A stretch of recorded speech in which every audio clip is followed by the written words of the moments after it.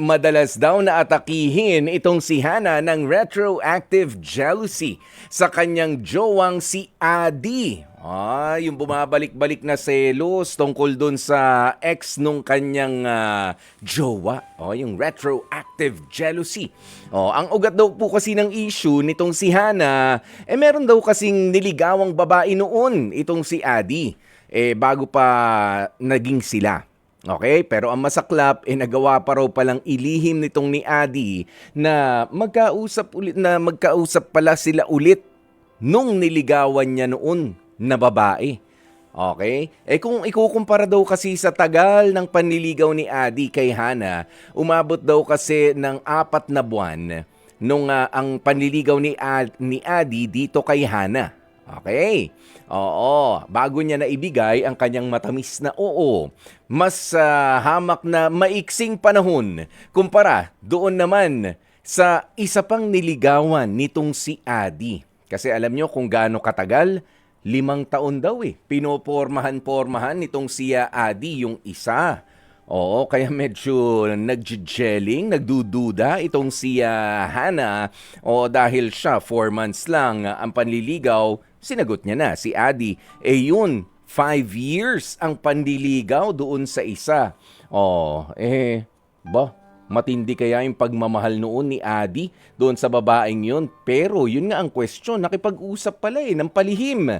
Pero ang depensa naman itong si Adi, closure lang naman daw ang laman ng kanilang pinag-usapan nung dati niyang nililigawan.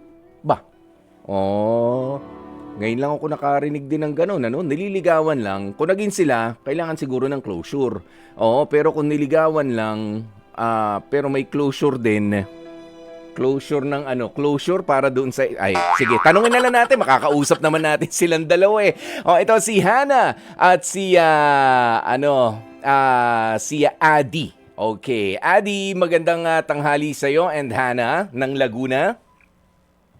Tanghali po. Magandang tanghali. Uy, magkatabi sila. Galingan ang mga pagsagot sa ating pag-uusap ngayon. Adi and Hana. Okay, tanungin ko na ngayon. May sabi mo kasi, Adi, closure ang laman ng pinag-usapan nyo nung dati mo niligawan. Nanligaw ka lang. Naging kayo ba? Hindi niya po ako sinagot, pero alam naman po na lahat ng may gusto din sa akin yung babae. Alam ng lahat. Ba't hindi ko alam? Hindi, okay. Alam ng lahat ng mga nakapaligid sa inyo. Oo, na may gusto rin sa'yo. Pero sa loob ng 5 taon, bakit hindi ka raw niya sinagot noon? Yun lang ba yung mga gusto mong malaman noon? Siguro lang po. Hindi, alam naman po namin parehas na hinihintay lang po niyang mag-graduate. Okay. Tatapusin lang yung pag-aaral, pero hindi na nga umabot doon sa punto na yon.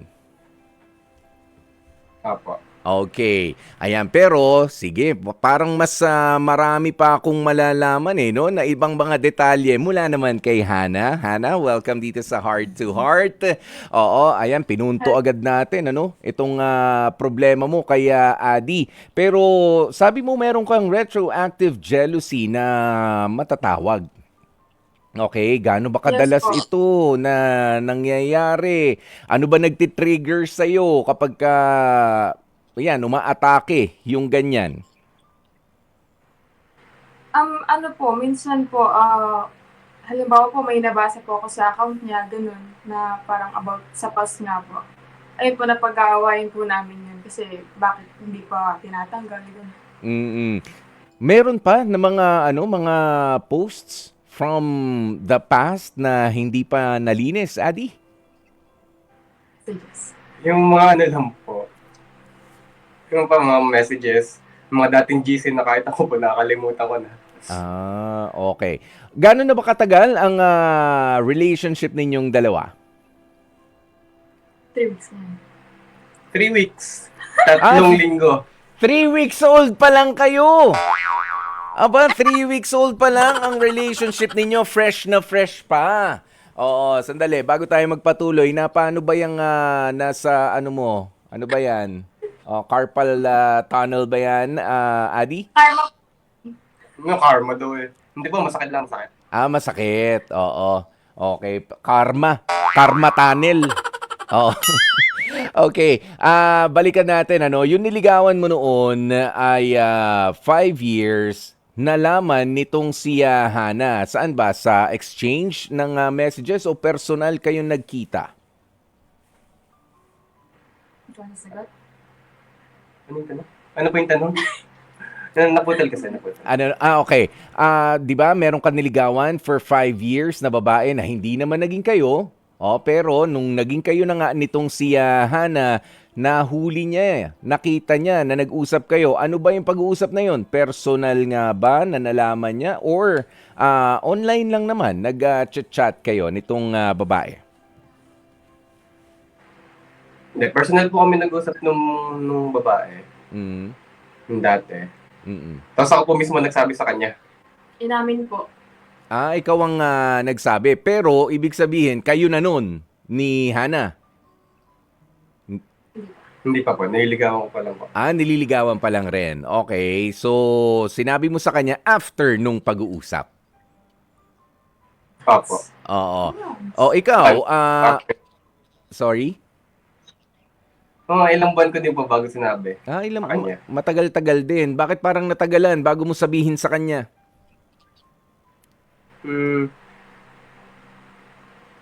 Kasi may pinagawa po kami nun, Mm-mm. nung sinabi ko po sa kanya. Mm-mm. Okay. Kasi, Okay, go ahead, Adi. Mm-mm. kasi bahala ko po talaga, hindi ko na talaga sasabihin sa kanya. Mm-mm. Hindi niya na kailangan malaman yun. Mm. Dahil hindi pa naman kayo noon? Ganun ba yon? Gusto ko lang talaga nung ano na yan. Kalimutan ko na lahat ng dati. Mm-mm. Para buong puso ko maibigay yung sarili ko sa kanya. Okay. Ayan. Ano ba yung mga bagay na naipaliwanag mo na ba kay Hana, yung mga pinag-usapan nyo in details nung babae? Kasi ako, no, kung niligawan mo lang naman, ano ba, yung pag-uusap bang yun, merong halo na baka pwedeng ituloy ko or since ayaw mo na or mas mahal ko na talaga si Hana, ano nangyari doon? Kasi kung nililigawan mo, ba't kayo hingi ng closure?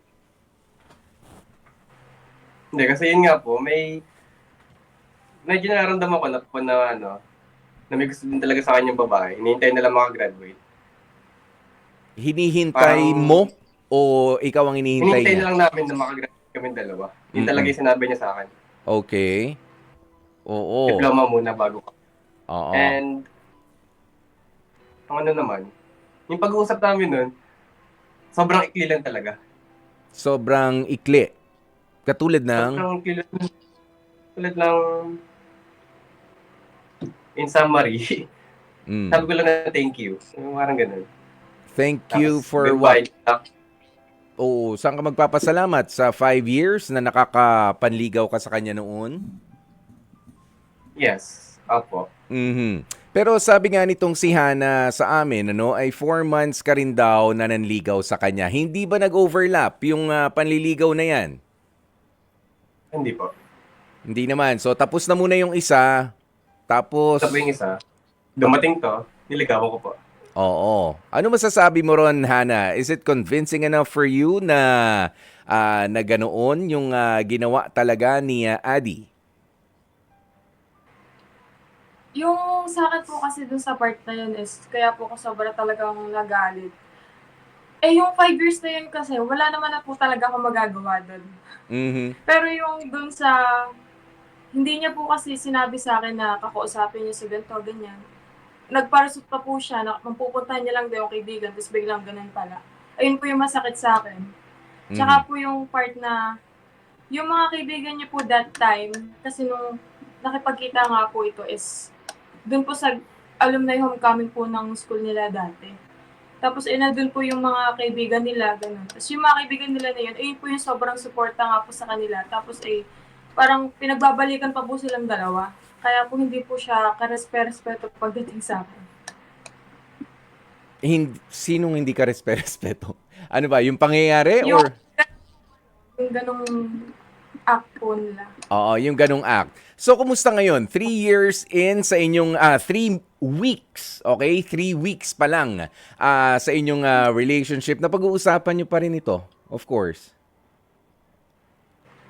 Yes. Oh, may mga bagay ka ba na gusto pang linawin kay Adi? Are you convinced na sobrang ikli lang raw yung pag-uusap? Sabi kasi ni Adi, sinamarize niya, so parang pasasalamat lang naman yung sinabi niya. Pero kaya nga tinanong ko rin kanina, 4 months kang niligawan ni Adi.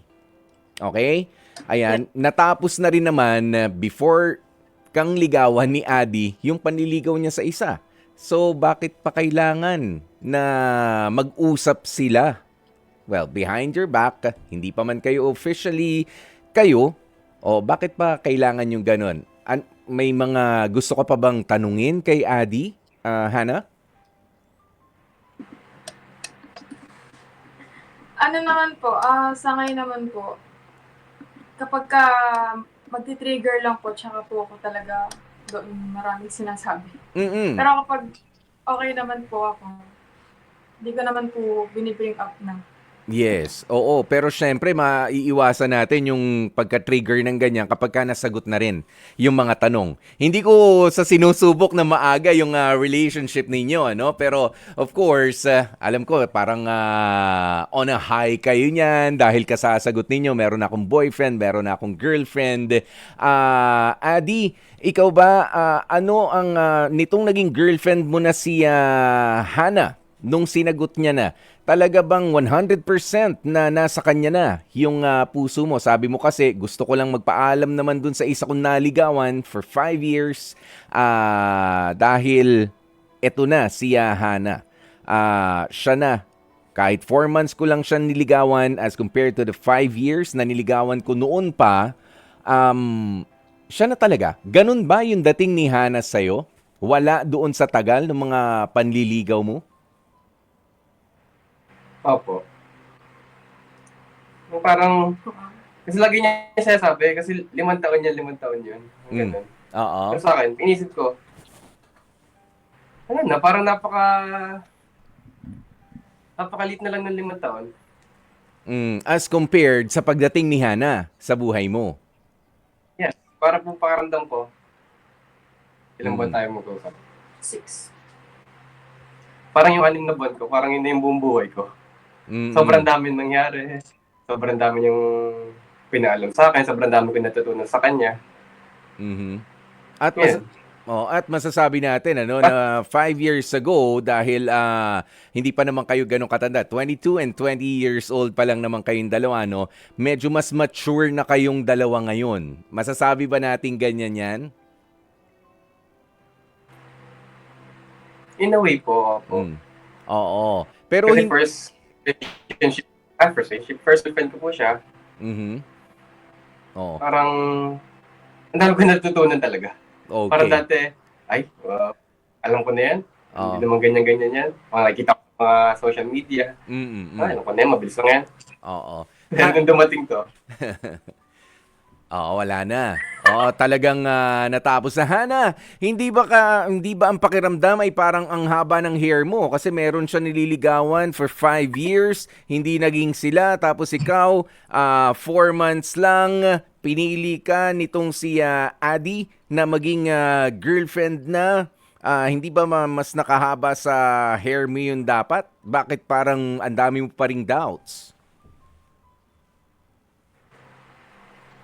Siguro, malaking factor na din po talaga yung pagkakaroon ko po ng trust issues tsaka mga past trauma, ganun po. Kaya, malaking factor po sila sa insecurity. Lalo na, ano po kasi, yung babae, po kasi yung first love niya. Simula po kasi talaga elementary, ay nga po, magkakalala na po sila, magkasama na po sila hanggang parang, more than half of his life is kasama niya talaga yung babae. Yun po yung talagang kinaka-insecure ko. And then dumagdag pa nga po yung nag-secret po siya, kaya po parang mas lalo ako napraning dun sa part na yun. Uh-huh. Pero ano naman po i-compare naman po yung 5 years tsaka yung sa 4 months, I think it's because yung sa 5 years na yun is, ayun nga po, masyado po silang immature and teenagers pa lang naman po sila nun. Pero ngayon po kasi yung sa 4 months, I think mature na rin po talaga kami. And lalo na po ako since kakagraduate ko lang din po talaga. Oh, kaka-graduate. Pang ilang nagkaroon ka na ba? Sabi mo kasi meron kang mga traumatic experiences noon. What are we talking about? Sa relationship mo ba to? Sa boyfriend mo noon? Nagkaroon ka ba ng past relationships? Yes po, nagkaroon na po ako ng past relationships, pero siguro isa po sa pinakamalaking trauma is hindi po galing sa relationship, kundi galing po sa circle of friends po. Sa circle of friends. Alam ba yan ni Adi? Of course, kailangan malaman niya ni Adi, ano? Kasi para alam niya kung paanong i-address yung issue whenever minsan at madalas pa sa ngayon nalalabas yung mga ganyan mga hugot mo na ano no na galing pala sa hindi naman pala kay Adi. Galing yan doon sa mga nakasama mo noon.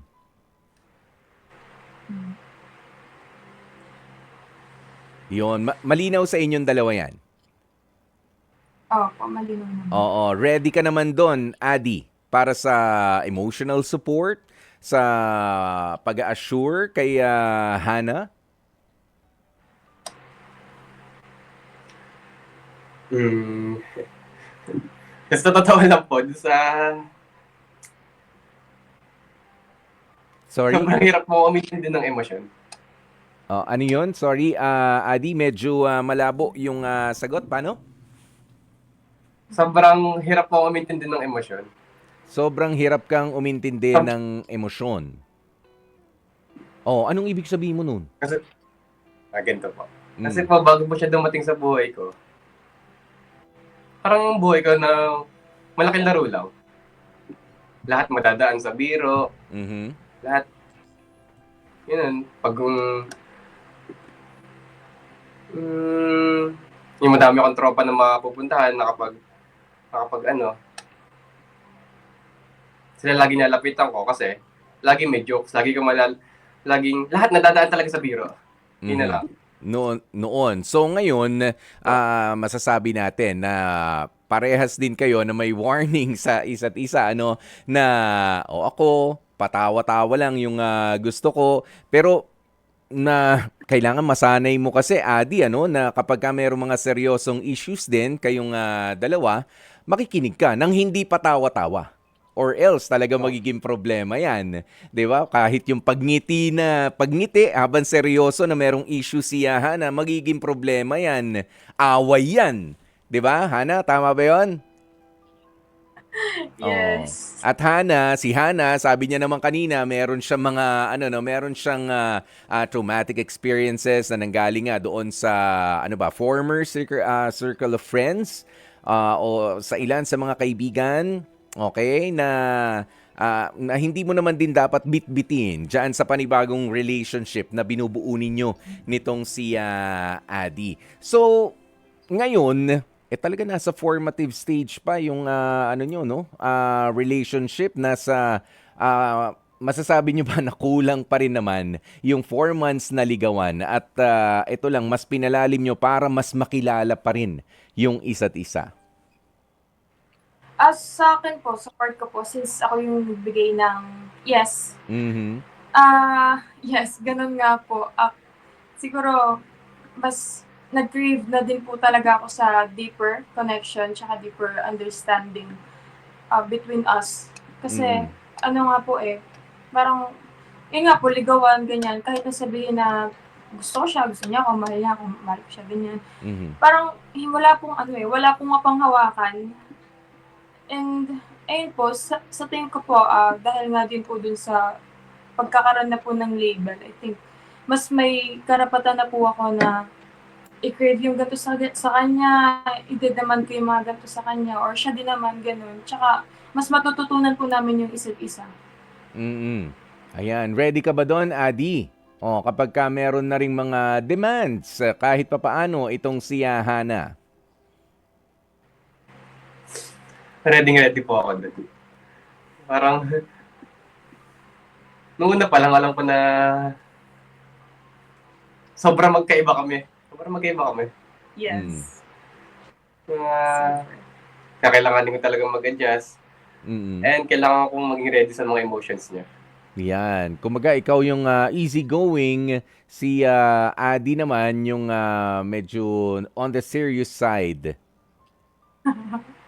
Oo, kasi alam nyo, no, kapag ka sinabing commitment, hindi lang naman ito yung commitment na, o sige, boyfriend kita, ako, girlfriend mo. O beyond that, kailangan tayo rin committed to ourselves kung paano tayo magiging mature sa pag-handle ng emosyon natin. Hindi naman porke meron ka ng boyfriend, kapag ka na bad trip ka, sasabihin mo, issue to, pag-usapan natin, halika dito, now na, bitiwan mo lahat ng ginagawa mo dyan, huwag ka makitawa-tawa sa mga friends mo, kasi natapilok ako. Nasasaktan ako, hindi ako makapag-work na maayos. 'Di ba? Iwasan natin yung mga ganoong klase ano ng mga immature na mga usapan unless well nagpapa-cute kayo. Pero kailangan talaga yung commitment din natin to better ourselves, 'di ba? As partners doon sa ano natin ano well, as a good partner doon sa ating pinili na makarelasyon. So sa ngayon, Adi, ano ba itong pinaka nakita mo kay Hana na nagpabago sa lahat? Imagine, balikan lang natin ulit, ano? In comparison lang naman, yung 5 years mong niligawan, binitiwan mo nung dumating si Adi. Pakiligin mo nga si Adi, paano ba nangyari yun? Pakiligin mo si Hana. O paano nangyari yun na, eto na, bibitiwan ko to para sa'yo. Para nandito ka na eh. Parang ikaw pala yung hinahanap ko. Sabihin mo sa kanya yan. Pwede mo naman siyang harapin, Hana.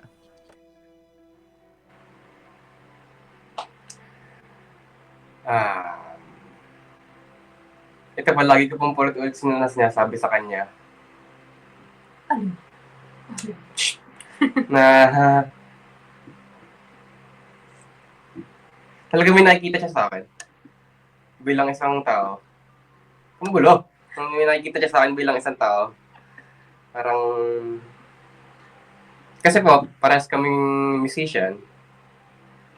Doon kami nagkakilala.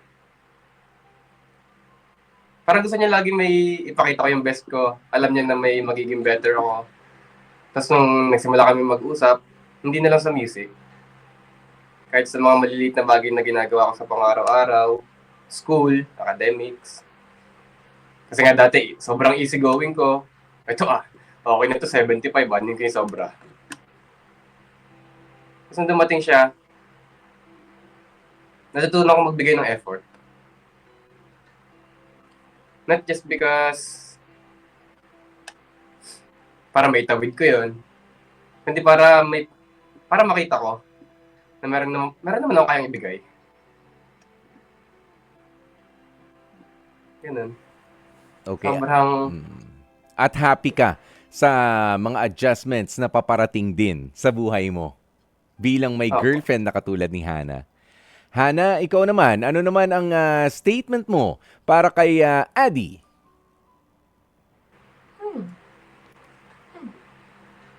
Nung una po kasi talaga, doon nga po kasi talaga kami nagkakilala doon sa music, dahil sa music, sa pagbabanda po. Ganyan. Mhm. Tapos, ramdam ko rin po talaga, or kita-kita ko na sobrang opposite po talaga namin. Pero nung, ayun nga po, hindi ko rin po ina-expect na magtutuloy-tuloy po usap namin, ganun parang, akala ko kasi parang, wala siya pakialam. Kasi napaka-nonchalant po kasi siya nung una. So, ako naman, ayoko rin po mag-expect. So, sabi ko, sige, okay na kahit anong mangyari. Kung magtuloy, magtuloy. Kung hindi, hindi. Nagtuloy. Mhm. Nagtuloy po yung usap namin. Tapos, nung simula po nung na nga po kami, ayun po, nagkakausap na, tapos nililigawan na ako.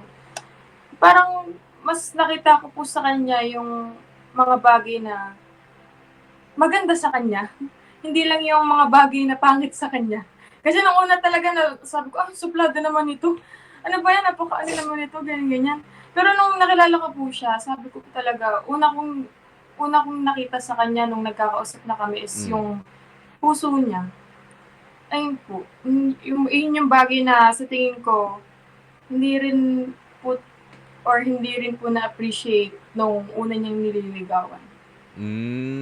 Okay. So yun pala, yung binabanggit kanina ni Adi na meron kang mga bagay na na-appreciate niya rin, ano, na nakikita niya pala o nakikita mo pala sa kanya. Kaya kumbaga mas malalim na yung pagtingin na nga. Meron ba kayong ano? Sabi niyo parehas kayong musicians kanina may nakita ako. Pumapalo ka ba, Adi? Drum, Kumakalabit. drummer ba o bass guitar yan? Ano bang hawak Hindi ko mo? nakita. Gitarista po ako. po siya. Ano no? Gitarista po. Gitarista. Tapos ikaw naman, Hana, Vocalist po. vocalist. Kung merong isang kanta na pagkakasunduan kayo, just one song na magde-describe sa kung ano ang meron sa inyong dalawa ngayon, ano yun?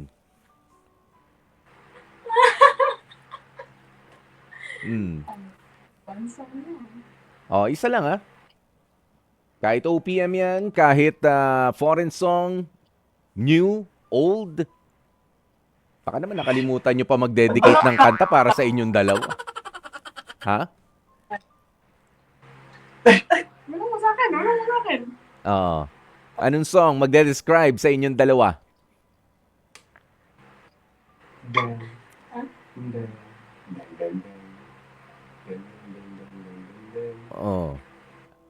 Anong dan? Yung kantang Happy Birthday yan. Alam ko na yan. Dan. Happy birthday to you. Yan. Ganun. Yun ba yun? Dan. Ano ba? So anong kanta yun? Isa po to sa pinakasikat na kanta ni Taylor Swift. Lover. Vokalista ka. Pwede bang i-sample mo sa amin yung yung linya na talagang best describes your relationship with Adi. Go ahead, Hana. Okay. Chorus part po. Can I go where you go? Can we always be this close forever and ever? And take me out and take me home. You're my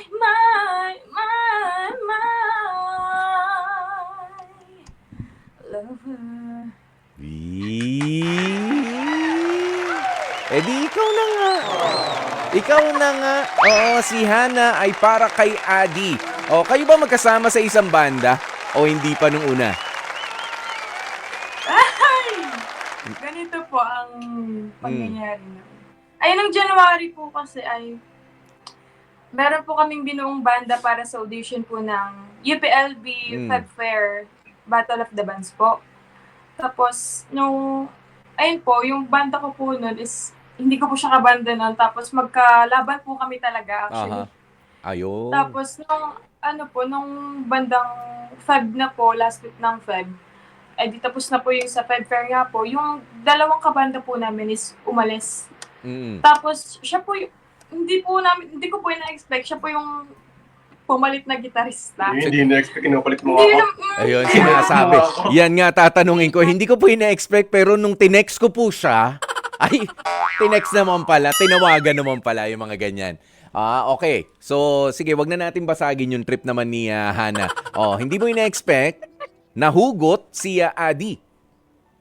Bali, nung nga po kasi, nagbuo nga po kami ng banda. Hindi ko naman po alam na sasama-sama to, ganyan. Kasi hindi nga po talaga kasi kami close. Last year po, magkakalala na po kami last year, pero hindi po kami talaga naging close actually. Tapos, ayun po, nung nasama-sama lang po siya, tapos parang, sabi niya po, nakikinig daw po kasi siya dun sa gitarista namin, nahingi daw po siya, nakuha daw po siya mga ideas. Tapos ayun nga po, umalis, ay, eto po, ang kukunin po sana namin siyang sessionist lang. Aha. Kumbaga, pang ano lang, pang substitute lang doon kasi Mm. umalis nga po. Pero not officially na bandmate na po kasi meron din po siyang banda nga po noon. Hanggang sa, ayun na po, hindi na rin po namin, kusa na lang po siya na naging officials. Ah. Naging official. Hindi na umalis? Oo. Sino po umalis? Oo. Gawa ko. Pwede nang umalis, ayaw pang umalis, tapos kinuha pa yung puso mo? Ha? Oo, basta Adi, you just keep on playing your guitar. Don't play with Hannah's heart. Oh, wag paglalaruan ang puso ni Hannah. Alam nyo, meron tayong caller mula sa Binangonan, si Miko. Oh, meron siyang reaksyon sa kwentong ibinahagi nyo sa atin ngayon dito sa Heart to Heart. Miko, magandang tanghali sa'yo. Magandang tanghali po. Ano ba masasabi mo naman dito sa love story pero doon sa sabi nga retroactive jealousy na nararamdaman pa rin from time to time nitong si Hannah sa kanyang boyfriend na ngayon na si Adi? Siguro in the first place kung alam kilala talaga niya yung boyfriend niya or kung may trust talaga siya or ganung bagay, hindi niya kagad dapat binigay yung oo niya kung may ganung, kung aware siya sa ganung sitwasyon. And then naman sa lalaki, siguro, kung hindi ka pa sigurado, natapos ka na sa feelings mo sa 5 years na yun or sa iba, sa taong yun, huwag kang maging apurado na pumasok sa buhay ng iba. Ganun kasi nakaka-apekto yun sa overall well-being ng isang tao, no? Yun lang siguro yung masasabi ko. Okay, maraming salamat sa iyo, Miko. At yan nga ang ipasagot natin kay Hannah at kay Adi. O yun, yung paalala lang na yan mula sa ating isa sa mga listeners natin. Sure ka na nga ba talaga, Adi, sa naging desisyon mo 3 weeks ago na pasagutin itong si Hannah? Yes po. Yan. Wala nang dalawang isip. Sigurado talaga ako. Sure na. At ikaw naman, Hannah, sigurado ka rin na sinagot mo na itong si Adi. Oo, hindi yung pagkasagot mo sa kanya, ay, tsaka na ako magseselos, tsaka na ako magche-check. Kasi tama rin naman yun. O, na bago mo sagutin, dapat sigurado ka rin na from time to time, alam nyo na, yan, katulad yan, performers kayo, merong mga makaka-appreciate din ng talent, ng isa't isa on the side, merong gusto makipagkilala, merong appreciate sa inyo and all, tanggap mo na dapat yun bago yung oo. O hindi yung no naging kayo, tsaka ka para nag-uumpisa na, sino yan? Ano yan? Na parang bago lang kayo.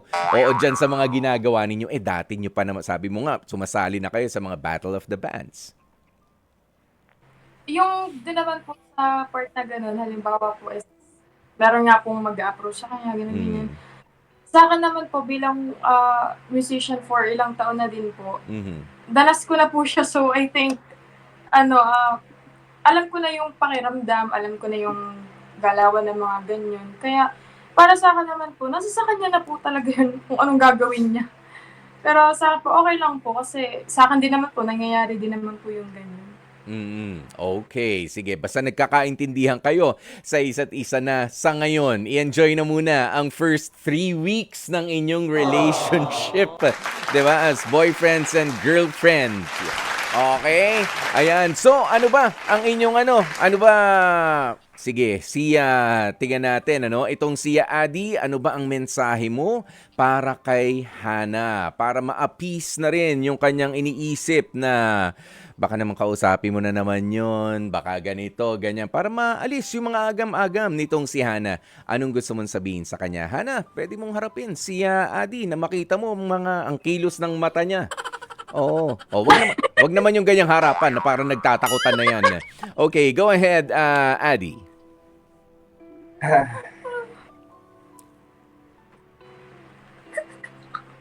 Natatawa ko sa'yo. Pinagtatawanan mo naman ako.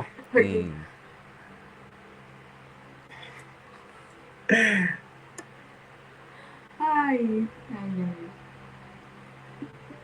Eto. Lagi ko din sinasabi sa kanya, Paul, ulit hindi ako mag-asawa, sasabihin sa'yo. Sabi sa'yo ko gabi. Yan.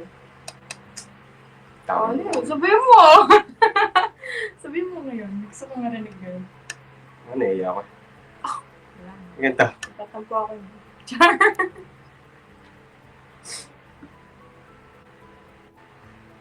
Mamahalin kita palagi. Kada mo kasama, mahalin ka. Talaga? Yan. Ano yun na yan? Hana, ikaw naman, anong maisasagot mo sa sinabing yan ni Adi?